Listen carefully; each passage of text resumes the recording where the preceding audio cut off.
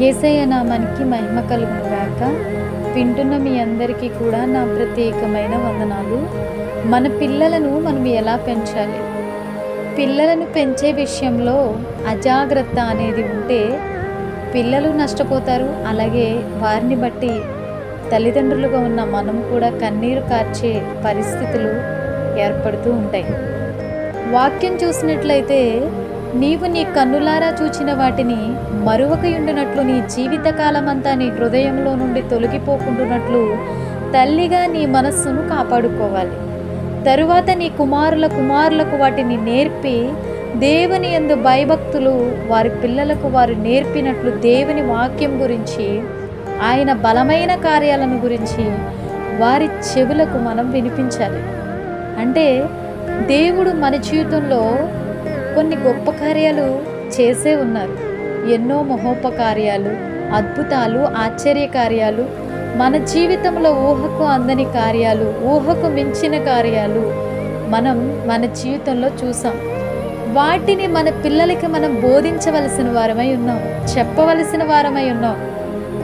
ద్వితీయోపదేశకాండం 4వ అధ్యాయం 9వ వచనంలో ఈ విధముగా రాయబడింది, అలాగే తండ్రులారా మీ పిల్లలకు కోపము రేపక ప్రభువు యొక్క శిక్షలోను బోధలోను వారిని పెంచాలి.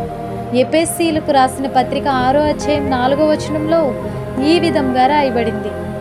ఆయన వాక్యానికి మన పిల్లలు చెవియొగ్గు వారిగా ఉండాలి. అప్పుడు సర్వ శరీరానికి వారికి ఆరోగ్యం కలుగుతుంది. దేవుని వాక్యం వారికి ఆరోగ్యాన్ని ఇస్తుంది. సామెతలు 4:20లో వ్రాయబడింది, బెత్తమాడని వాడు తన కుమారునికి విరోధిగా మారిపోతాడు. కాబట్టి పిల్లలకు మేలు కలుగుట కొరకై తల్లిని తండ్రిని సన్మానించటం వారికి నేర్పించాలి. అప్పుడు వారు భూమి మీద దీర్ఘాయువు కలిగి ఉంటారు. ఎఫెసీయులకు రాసిన పత్రిక 6వ అధ్యాయం 1వ వచనంలో ఈ విధంగా రాయబడింది, తల్లిని తండ్రిని దూషించే వారి యొక్క దీపం అంట కారు చీకటిలో ఆరిపోతుందంట. సామెతలు 20:20లో రాయబడింది. దూషణ మాటలు రాకుండా వారిని రక్షించుకోవలసిన వారమై ఉన్నాం. పిల్లలు చిన్నప్పుడు వారు తిడుతున్నప్పుడు నవ్వుతూ ఉంటారు. అదే పెద్ద అయినప్పుడు గుండె పగిలేలా ఏడుస్తూ ఉంటారు. చిన్నప్పుడే చిన్న ప్రాయంలోనే వారిని బెత్తముతో సరిచేస్తే వారికి శిక్ష తెచ్చుకోరు, మన జీవితానికి దుఃఖాన్ని మిగిల్చరు. ఆయన వాక్యం వినుట ద్వారా వారికి దీర్ఘాయుష్మంతులుగా ఉంటారు. సామెతలు 4:10లో రాయబడింది, పిల్లలకు బుద్ధి వచ్చేలా శిక్షించవచ్చు, కానీ వారు చావాలని మన నోటితో తల్లిదండ్రులకు ఎప్పుడూ కోరుకోకూడదు.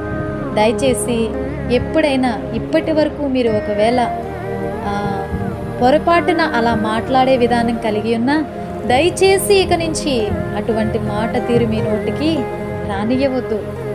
అలాగే మన పిల్లలు బాలురుగా ఉన్నప్పుడే వారు ఏ త్రోవలో నడవాలి వారికి నేర్పించాల్సిన బాధ్యత ప్రతి తల్లి తండ్రికి కూడా ఉంది. సామెతలు 22:6లో రాయబడింది, మొక్కై వంగనిదే మ్రానై వంగున. అవును కదండి. దేవుడి వాక్యం హృదయం అనే పలక మీద వాటిని రాసుకోవాలి.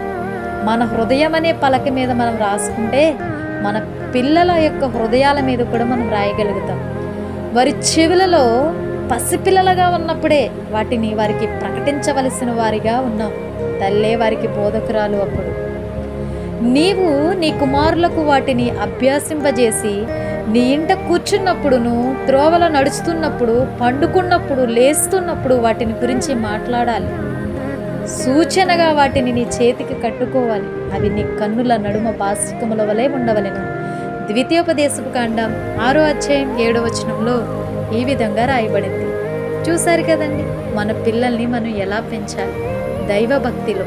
వారు ఎదిగాక చూద్దాంలే, యవన ప్రాయంలోకి వచ్చాక చూద్దాంలే, ఇలా మనం అనుకుని నిర్లక్ష్యపరిస్తే వారు మన చెయ్యి దాటిపోతారు, దేవుని యొక్క అడుగుజాడల్ని దాటిపోతారు. దయచేసి అలా నిర్లక్ష్యంగా ఉండకుండా మన పిల్లల్ని లక్ష్యంతో పెంచుదాం. మన పిల్లల్ని క్రీస్తు యొక్క సాక్షులుగా నిలబెడదాం, దేవుని యొక్క పౌరులుగా నిలబెడదాం. అందరికీ ప్రైజ్ ది లార్డ్. యేసయ్య నామానికి మహిమ కలుగును గాక.